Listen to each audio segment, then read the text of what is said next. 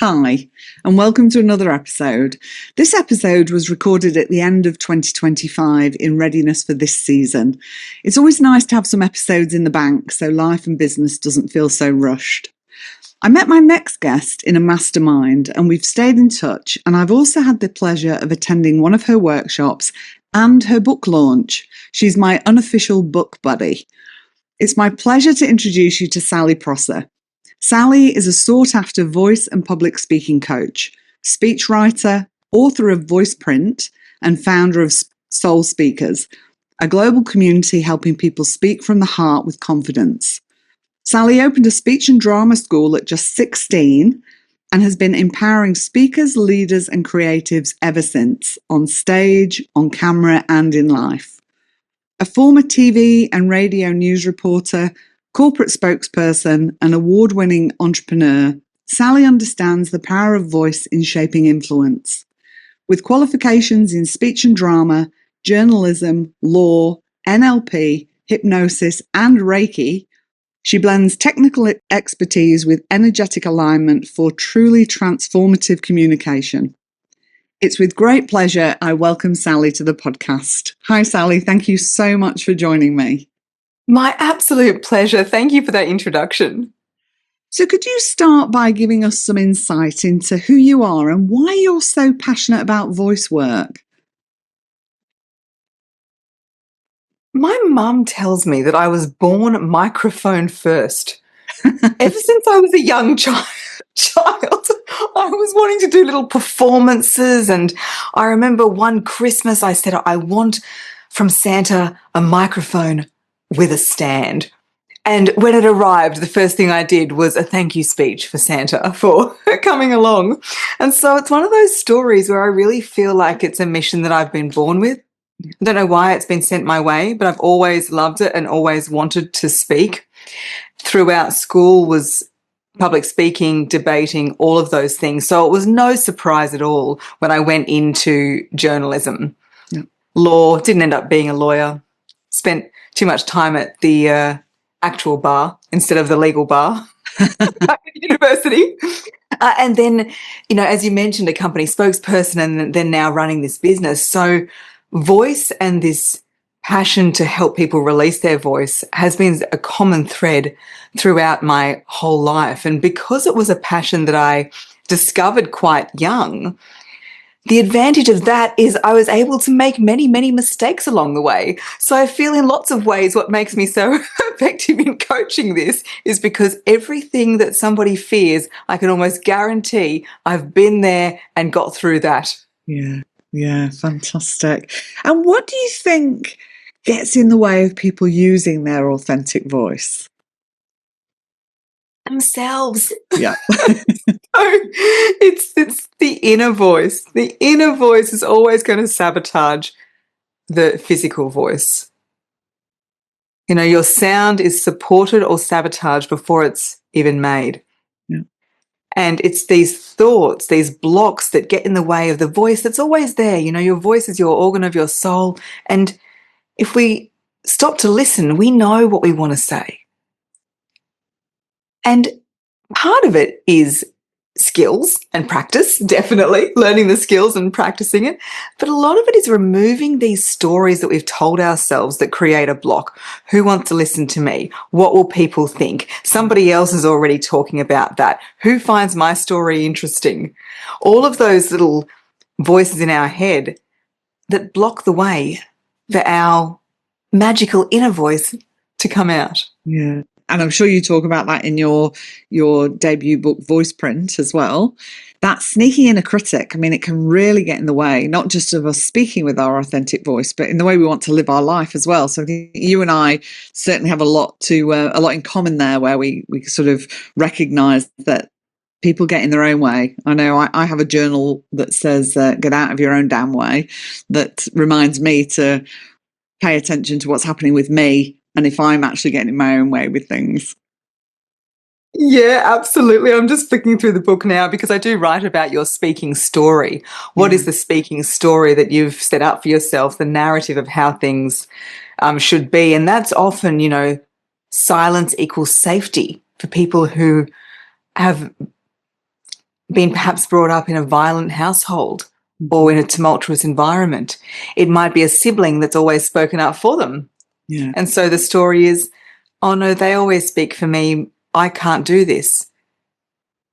It might be the story of, you're not smart enough to talk about that. So the last time you spoke up, someone said, well, that was a stupid question, or why would you ask that? So I learnt that it was just better not to say anything. And as I have here, I found the page, we rarely bring only one voice to the table. A whole chorus of inner critics, imposters, judges, perfectionists, and people pleasers often drown out the one true voice we need to hear. Yeah, absolutely. And I think that speaks to so many aspects of life as well. It's certainly a lot of the work I do with people. And what do you think might be some of the advantages of learning to use our voice more effectively, particularly in business? A lot of people that listen to the podcast are people in business. So what might be some of the advantages of us learning to do this? Oh, Hayley, it's more than advantages. It's absolutely essential. You know, we talk a lot about business visibility. How visible are you? But what about business audibility? Because hearing someone's voice is the closest thing to touching them. Now, that sounds a bit gross, but we're like looking for connection here when we're putting ourselves out there. And especially with the rise of AI, if you think of online, for example, if you're seeing a photo and a caption, you don't really know if it's the person even behind that post. But when we hear someone's voice, it cuts through any of that skepticism, you could say. And we really can trust that person. It's really high for a trust factor.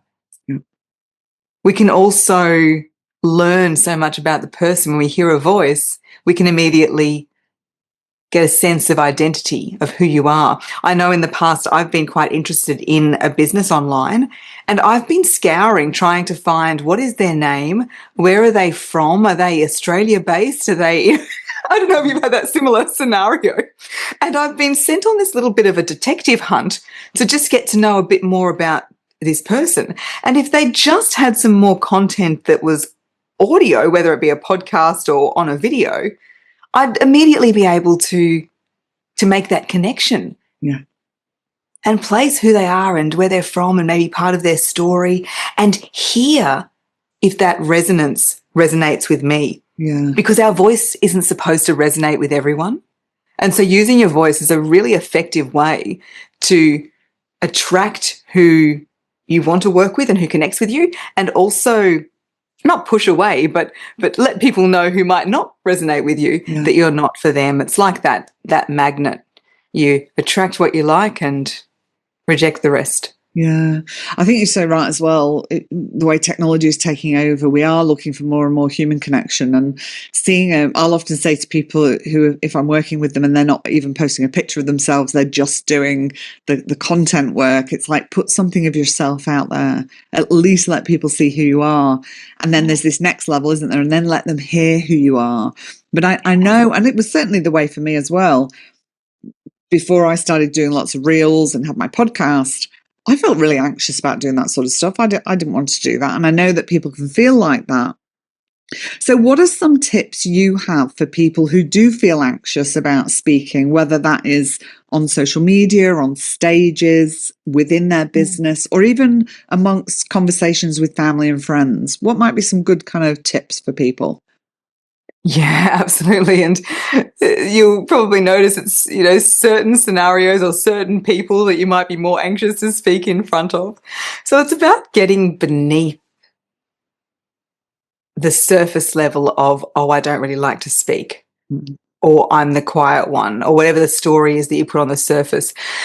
Very few people are legitimately afraid of public speaking. It's the public speaking that allows whatever is under the surface to come out, which is why speaking work is so great for healing and well-being, because it gives you that opportunity to process and channel things that you might not otherwise have looked at. So, for example, underneath the I don't really like to post videos, or I feel anxious putting myself out there, is usually a fear around being heard, this fear of exposure. And then we can go beneath that and say, well, what are you afraid of exposing? Yeah. Why are you afraid of being seen? Is it what people will say? What do you fear that they'll say? You know, and sometimes it goes right down to it's just a story in your head that you've created about something funny about your hair. Or I've worked with clients who just felt so anxious because a redness developed on their chest when they spoke. Yeah. It's quite common. And I said, oh, look, we'll just call it out. Just name it. So naming it's a good one to name it to claim it, where you can say, oh, look, sometimes I get a little bit red here. Don't worry, we'll continue on. It's all fine. Yeah. People really do want this realness over it being flawless. Yeah. And you spoke about with the rise of AI and technology, it's becoming even more important to the point where, and I'll just share this little secret here on your podcast, Hayley. Sometimes when I speak professionally, I intentionally put in stumbles. Yeah.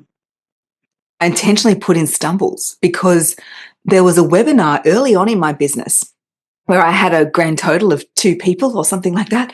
Yeah, I was excited, you know. I'm doing this exercise where you flop down to the ground and you're building yourself up vertebrae by vertebrae. I couldn't say vertebrae by vertebrae. Can hardly even say it now. Anyway, so it was this big stumble, and I had this little catastrophic spiral where I, in my mind, was, oh no, this is terrible. I'm supposed to be a speaking coach. They're going to hate me. They're going to want their money back, even though it was a free webinar.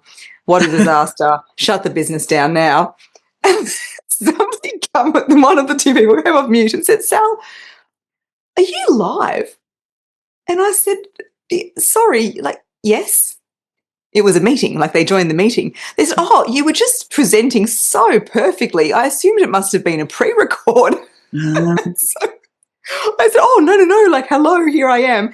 And it created such a moment of connection, a moment of rapport that they ended up becoming long-term clients. And so it's really this invitation that often the very thing you fear is the very thing that will create the outcome you're looking for.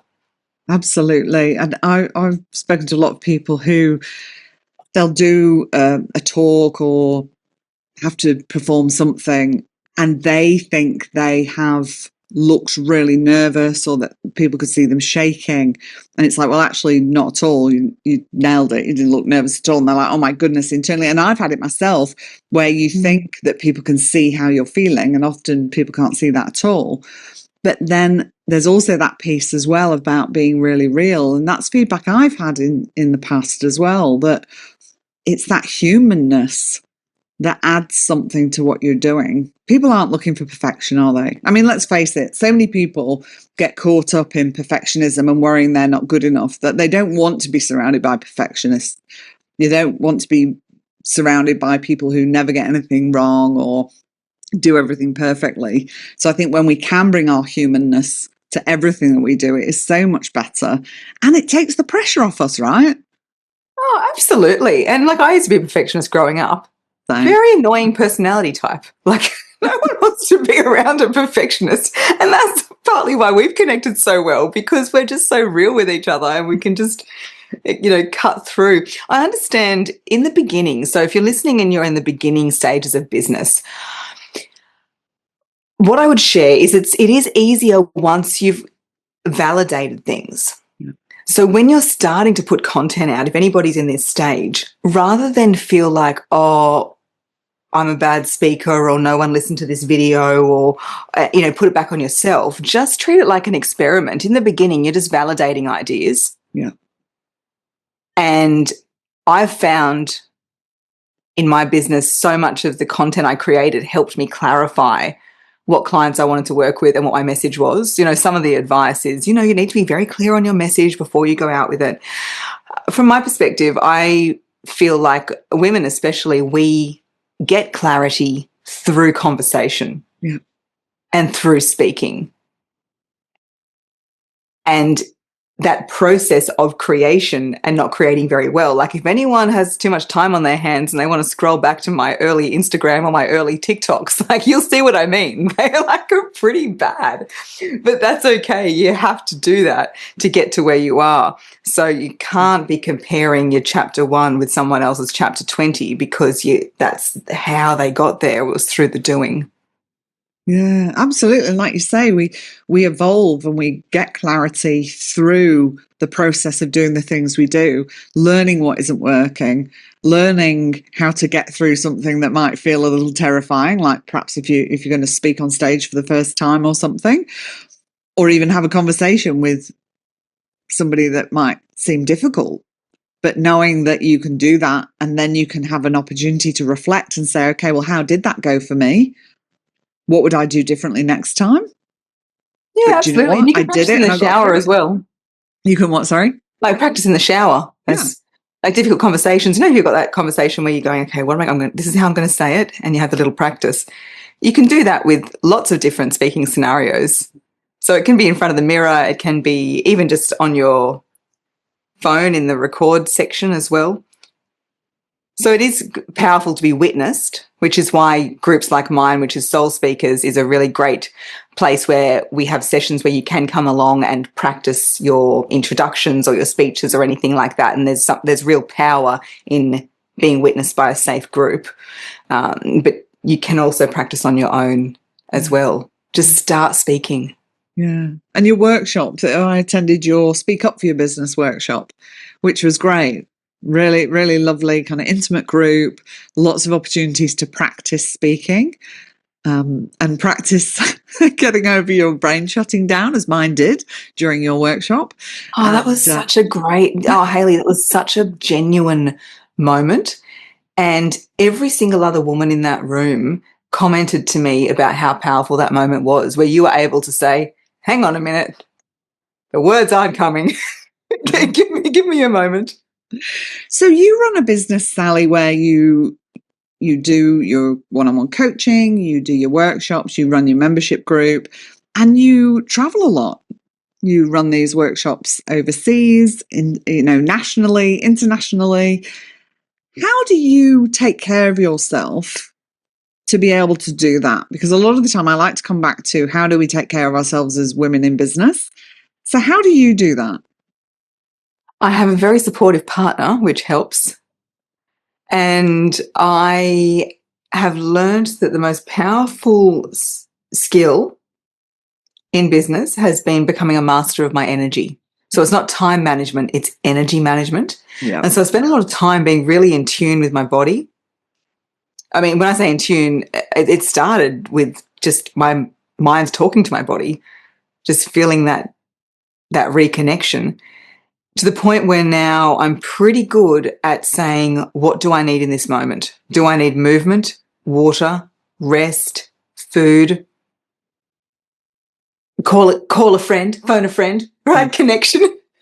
And when you can become really good at what you need, it's sort of like you're parenting yourself in many ways.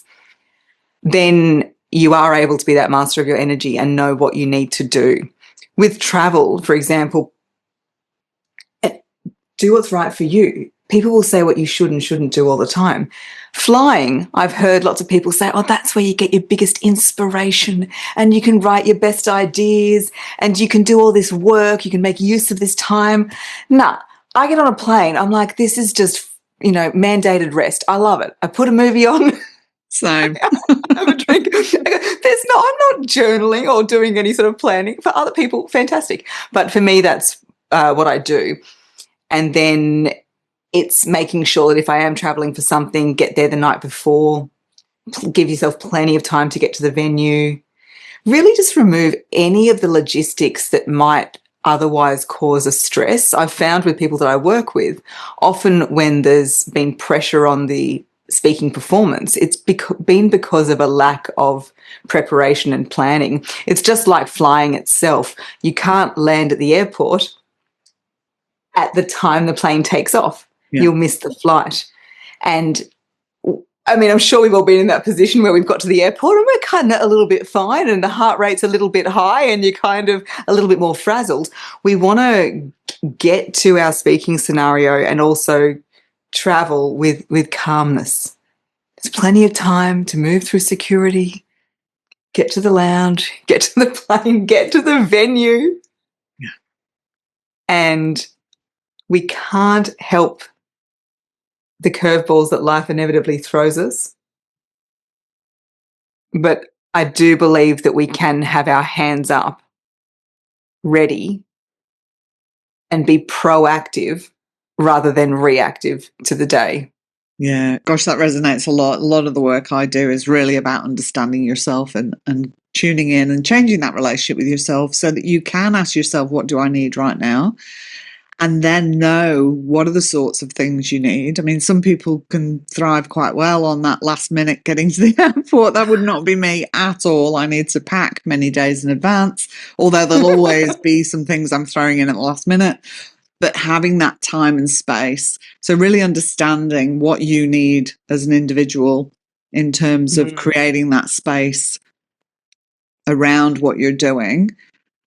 And checking in, like you say, checking in with yourself. What do you need in those moments?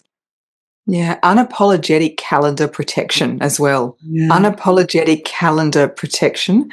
I've found that in the past, and I'm sure people listening can relate to this, where you'll have an afternoon earmarked for potentially practicing your speech or traveling to a venue or going to Pilates or something. Yeah. But then something will creep in. There'll be a little demand on your time.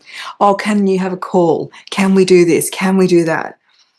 And this is where you have to be like, no, like, don't budge on the calendar, and hold that boundary to ensure that you can show up when you need to. Of course, I'm a coach, and if somebody rings me and really needs Hayley, if you messaged me and said, Sal, I really need some help with something. Yeah. If it's urgent, you can make time. So it's not like you never make time for anything, but I've found with some clients I work with, I'm sure Hayley with you as well, some people are just, it's so easy for their calendar to be breached with things that creep in. Absolutely. And I think that's the thing, isn't it? I've got a thing in my book around the difference between needs and wants. And somebody might say, I need to see you at 5 o'clock on Friday. But actually what they mean is I want to see you at 5 o'clock on Friday because that's the only time I can see you, unless it's an emergency. And if it's not an emergency, it's a want, not a need. And I think what you're saying is really paying attention to, I need to protect the calendar time. And if something is asked of me during that, I need to be really clear about whether that's something that really does need to knock off what I was going to be doing.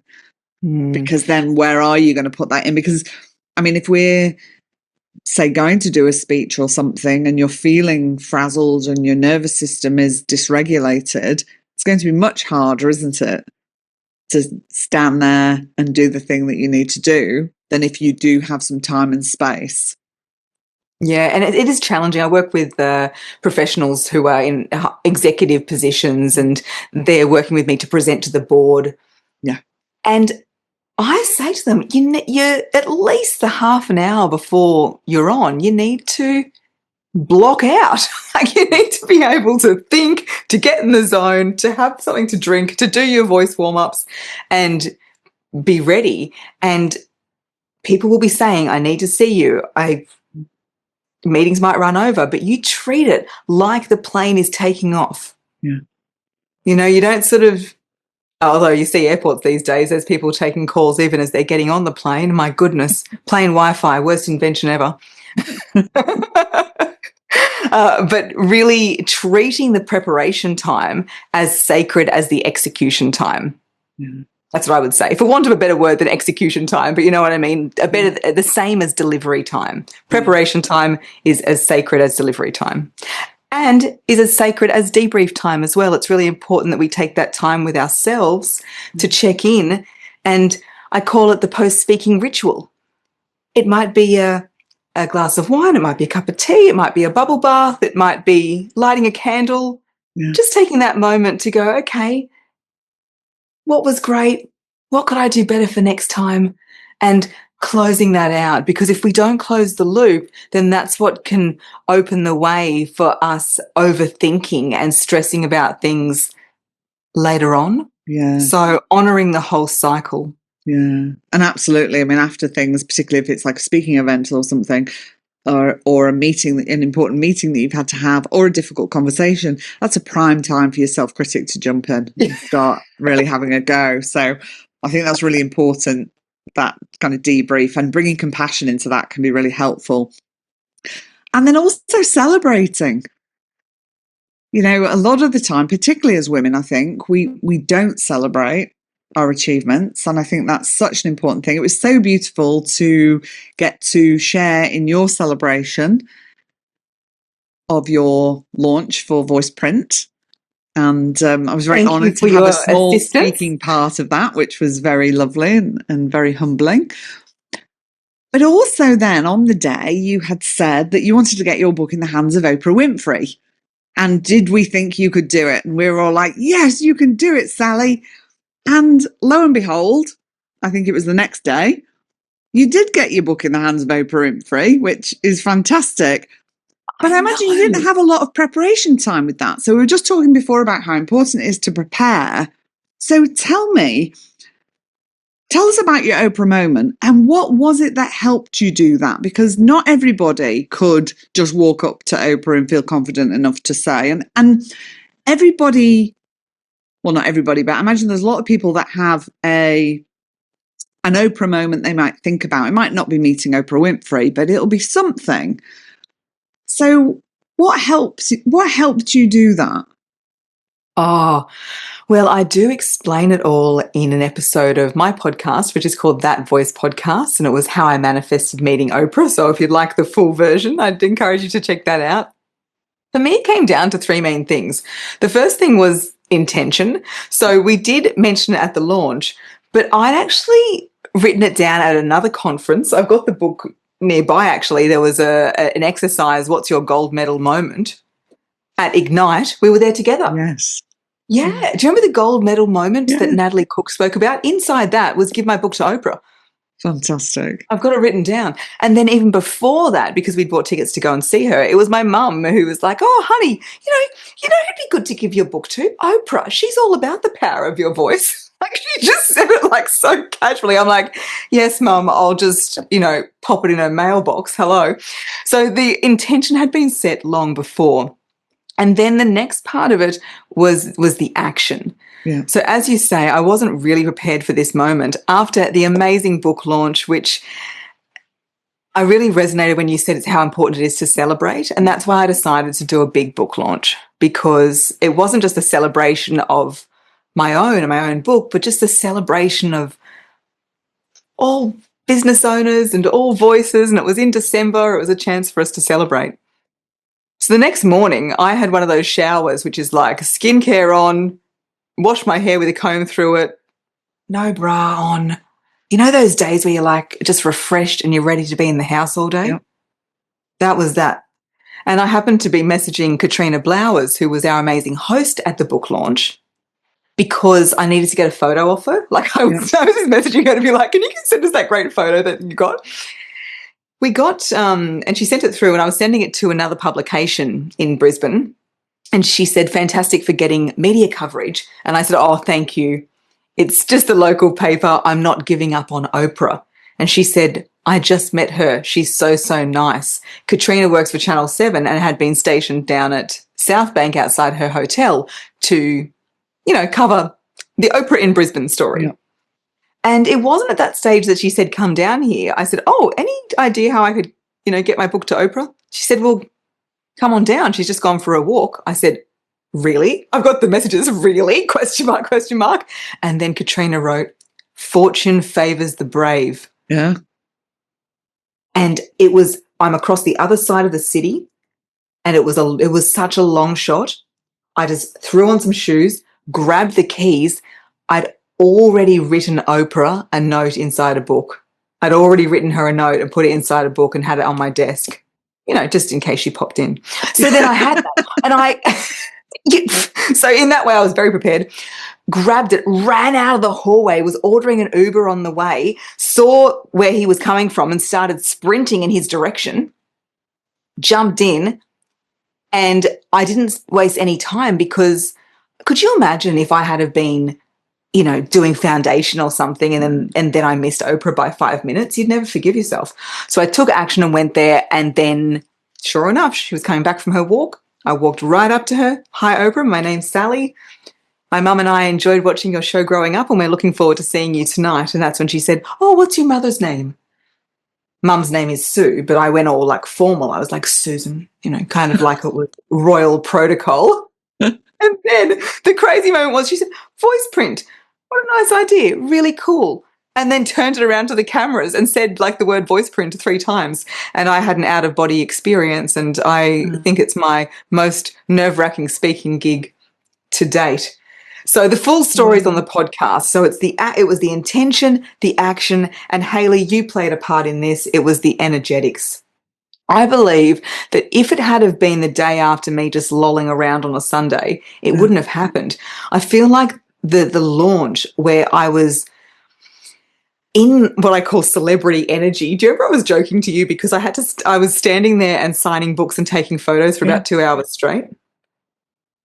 And so I was saying, oh my gosh, I feel like I'm in like celebrity energy. And it was such a good energy in that event. So many people shared voices. The venue was beautiful. And even though I had had my shower and was casual the next day, I really believe that the energy of Sunday lifted me to the level where I was able to scrape the bottom of Oprah's incredible aura. Yeah. And we met. That's fantastic. I'm so thrilled for you. That's wonderful. And I hope it leads to lots and lots of book sales for you as well. So before we get to where people can find your book and find you, I want to ask you a question I ask all my guests. It's one of my favourite questions. If you could meet your 80-year-old self today, what do you think she would say to you?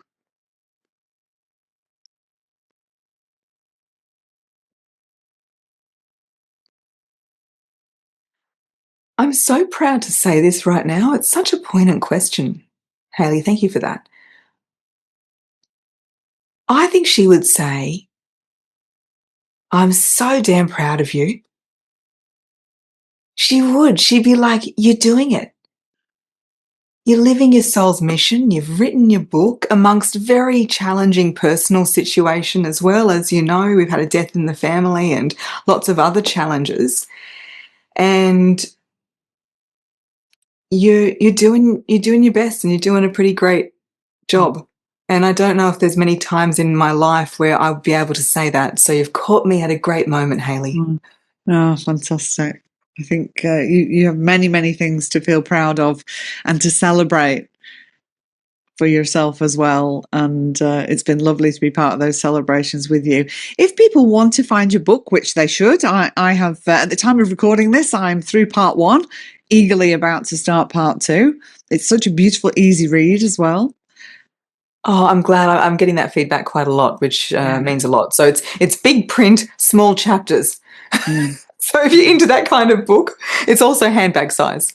Yeah, and it's lovely. It's got lots of really useful information, but and your humour throughout as well. So that's fantastic. So where can people find the book, and where can people find out more about you? And I'll also put everything in the show notes. Oh, thank you. So Voiceprint, VoicePrint, Voiceprint, and you can get that pretty much anywhere you get your books. So Amazon, Goodreads. Oh gosh, I should know all the stores, shouldn't I? Demix. Pretty much anywhere you get books. Booktopia, Barnes and Noble. So a friend of mine just told me about bookshop.org, which is available worldwide, and you can buy through bookshop.org online, and then they donate money to local independent bookstores. How cool is that? That's so great. If you can't find it, just search Sally Prosser Voice. I'm on all the platforms, Instagram, TikTok, Facebook, LinkedIn. I'd love to hear a message from you. And I also have the Voiceprint Codes Oracle cards. So if you're into something more tangible, it's a really beautiful companion to the book. So you can also buy the Oracle cards. And if you're outside of Australia or New Zealand, you'll just have to get in touch with me. The link is on my website, and these can't be print on demand, of course, so I'll be packaging them for you right from the comfort of my office where I am right now. Fantastic. And you've got an audiobook as well? I do, and it's out on Spotify, and I'm just waging the mysterious war with Audible to find out where it's up to. So hopefully by the time this airs, it's also on Audible. Yeah, fantastic. Thank you, Sally. It's been such a pleasure to have you on the podcast. Really appreciate it. Oh, thank you. It's been wonderful. Thank you for tuning in to another episode. I'll be back next week with another solo episode. In the meantime, go well and go gently with yourselves. Bye.